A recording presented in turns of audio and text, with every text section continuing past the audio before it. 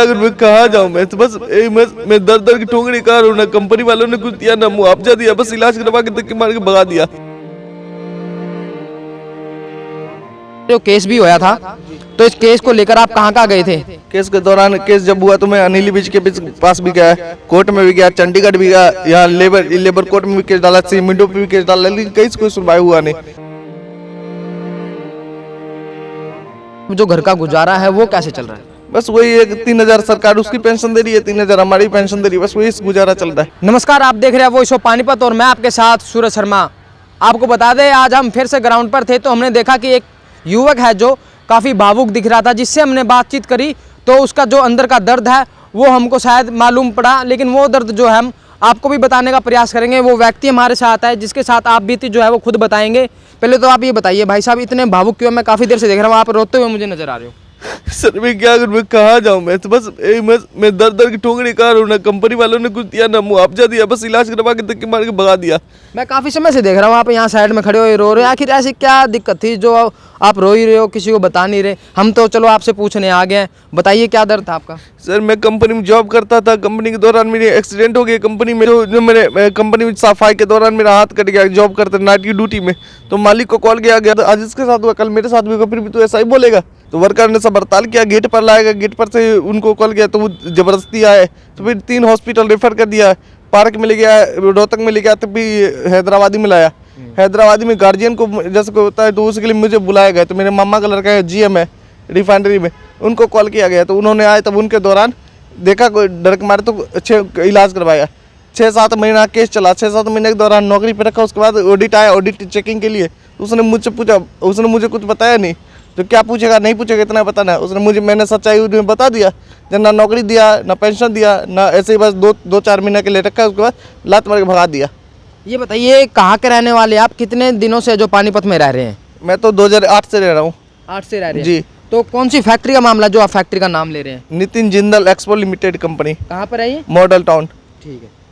तो ये जो देख पा रहे हैं, इन युवक के द्वारा गंभीर आरोप लगाया गया कि उस फैक्ट्री में काफ़ी दिनों से काम कर रहे थे, लेकिन एक दिन अचानक ऐसा फैक्ट्री में हादसा होता है जिसके चलते इनका जो ये हाथ देख पा रहे होंगे आप, ये हाथ कट जाता है। अब जो ये आप बता रहे हो केस भी होया था, तो इस केस को लेकर आप कहाँ गए थे? केस के दौरान केस जब हुआ तो मैं अनिल बीच के पास भी गया, कोर्ट में भी गया, चंडीगढ़ भी गया, यहाँ लेबर कोर्ट में भी केस डाला, मिंटो पे भी केस डाला, लेकिन कहीं कोई सुनवाई हुआ नहीं। क्यों नहीं सुनवाई हुआ, क्या लगता है आपको? मालिक ने वकील से मिलकर मालिक जो लेन देन करके अपना वहीं पर केस ठप कर दिया। फिर उसके बाद मैं दौड़ता रह गया, आज तक भी दौड़ रहा हूँ, लेकिन कहीं कुछ सुनवाई हो नहीं रहा। कब का हुआ था ये हादसा जिसमें आपका ये हाथ कटा था? 2018 में हुआ था, 6 जनवरी को। तो जब से लगातार आप जो है धक्के खा रहे हो, आपको इंसाफ नहीं मिल पा रहा? जी सर, जी सर। तो आज फिर आप कैसे इतने दुखी दिखे? आज क्या करने के लिए आए थे और कैसे आप जो है मीडिया के सामने बोल, क्योंकि आप कहते थे मैं काफ़ी दिनों से मीडिया के सामने भी आने से हिचकिचा रहा था? हिचकिचा, लेकिन आज थोड़ा मन में साहस जगी, जो आप लोग को देखा जो यहाँ बैठे, इसके लिए मैंने कहा भगवान भी कुछ ना कुछ जो करता है सब सही करता है, इसके लिए मैं आपके पास आया, उन्होंने ही भेजा, इसी के लिए मैं आपके पास आया। तब तो मुझे कोई मन में आशा जगी, तब मैं आपको ये सारी घटनाएं की कहानी बताया। जो सा ये मामला था, इसको लेकर पुलिस प्रशासन के पास भी गए थे आप? जी जी जी जी। तो वहाँ क्या सुनवाई? वहाँ से भी कोई सुनवाई हुआ नहीं, वहाँ से भी मैंने खदर का भगा दिया। ये बताइए, घर में आपका परिवार है, बच्चे भी हैं? जी, एक बच्चे हैं, एक मियाँ भी हैं। तो आपका जो ये हाथ है ये तो हादसे में कट चुका है, लेकिन उसके बाद अब जो घर का गुजारा है वो कैसे चल रहा है? बस वही एक 3,000 सरकार उसकी पेंशन दे रही है, 3,000 हमारी पेंशन दे रही है, बस वही गुजारा चल रहा है। कहीं काम वगैरह भी करते हैं आप? कहीं नहीं, कहीं जॉब ही नहीं मिल रहा है, कोई रख ही नहीं रहा है। बोले एक हाथ वाले बंदूकों में नहीं रखते, तुमसे क्या होगा, कुछ नहीं होगा, यही बात बोल के भगा दे रहा है। देखिए, जिस फैक्ट्री में काम कर रहे थे उसी के हाथ से में आपका हाथ चला गया, लेकिन फिर उसी फैक्ट्री से आपको निकाल दिया गया। ये कहीं ना कहीं एक बड़ी जो है सोचने वाली बात है। जी सर, सोचने वाली बात है। आखिर मैं कहाँ जाऊँ, क्या करूँ? बस यही आप लोग से ये गुजारिश है, जो मेरे खिलाफ अन्याय हो रहे, अन्याय दिलवाइए। तो अब लास्ट में आप क्या अपील करते हैं? मैं यही अपील करता हूँ, जो मालिक को मैं यही कहना चाहूँगा, जो या तो मेरे लिए कोई एक्शन उठाया जाए। बस अब मैं हालात से मजबूर हो गया हूँ, लाचार हो गया हूँ, समझे। समय ने इतने वो कर दिया जो मैं कहीं के लायक नहीं रह गया, समझे। आप लोग से ये गुजारिश, मेरे साथ अन्याय हो रहा है, न्याय दिलाइए। एक हाथ जो इनका नहीं है, इसकी वजह से अब इनको कहीं नौकरी भी नहीं मिलती, क्योंकि उस फैक्ट्री के हादसे में जो इनका हाथ चला गया था उसकी वजह से अब इनको कहीं नौकरी नहीं मिल रही।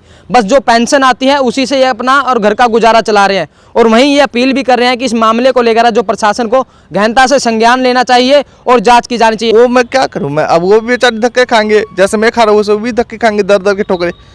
और जितना मैं कलप रहा हूँ, जितना रो रहा हूँ, उससे कई गुना उनके वो हो जाएगा।